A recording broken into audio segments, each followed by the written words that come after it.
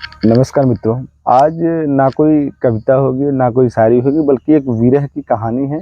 कृष्ण और राधा की प्रेम में विरह की कहानी है, वो आप तक आपके सम्मुख रखता हूँ। कृष्ण और राधा विचरण करते हुए अचानक एक दूसरे के सामने आ गए। एक दूसरे के सम्मुख आने के बाद कृष्ण विचलित से और राधा प्रश्नचित्त से थी। और कृष्ण सकपकाए, राधा मुस्कुराई।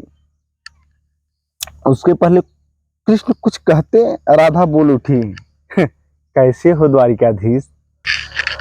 जो राधा उन्हें कान्हा कान्हा कहकर पुकारती थी, उनके मुख से द्वारकाधीश का संबोधन सुन मतलब दिल घायल सा हो गया एकदम से। इसके बाद किसी तरीके से अपने को संभालते हुए कृष्ण जो है राधा से बोलते हैं कि राधा, मैं तो तुम्हारे लिए आज भी कान्हा ही हूँ। कदाचित तुम तो मुझे द्वारिकाधीश मत कहो। आओ बैठो, कुछ हूँ और कुछ तुम अपनी कहना।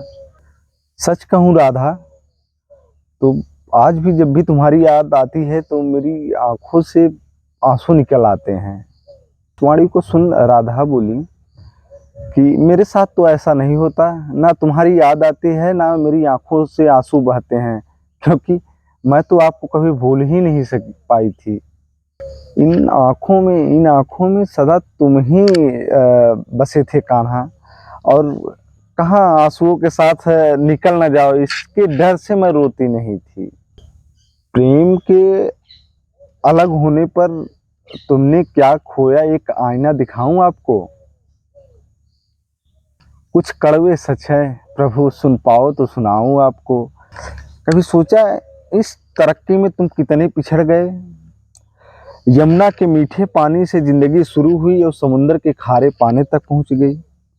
एक उंगली पर चलने वाले सुदर्शन चक्र भरोसा कर लिया और 10 उंगली पर बजने वाली बांसुरी को भूल गए।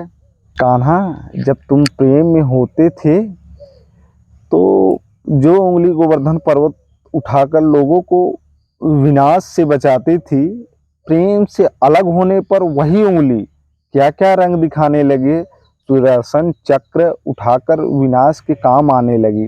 कान्हा और द्वारिकाधीश में क्या फर्क होता है बताऊं।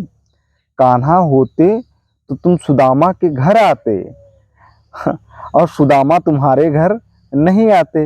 युद्ध में और प्रेम में यही तो फर्क होता है। युद्ध में आप मिटाकर जीतते हो और प्रेम में आप मिटकर जीतते हो। कान्हा, प्रेम में डूबा हुआ आदमी दुखी तो रह सकता है, पर किसी को दुख नहीं देता।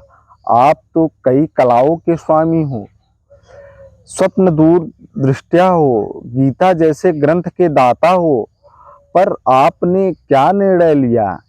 अपनी पूरी सेना कौरवों को सौंप दी और अपने आप को पांडवों के साथ कर लिया। सेना तो आपकी प्रजा थी, राजा तो पालक होता है। राजा तो पालक होता है, उसका रक्षक होता है। आप जैसे महाज्ञानी उस रथ को चला रहे थे जिस पर बैठा अर्जुन आपकी प्रजा को ही मार रहा था। हाँ, आपने प्रजा को मरते देखा, आप में करुणा नहीं जागी, क्योंकि आप प्रेम में शून्य हो चुके थे। आप भी धरती पर जाकर देखो, अपनी द्वारिकाधीश वाली छवि को ढूंढते रह जाओगे। हर घर हर मंदिर में मेरे साथ ही खड़े नजर आओगे। आज भी मैं मानती हूँ, लोग गीता के ज्ञान की बात करते हैं, उनके महत्व की बात करते हैं, मगर धरती के लोग युद्ध वाले द्वारिकाधीश पर नहीं, प्रेम वाले कान्हा पर भरोसा करते हैं।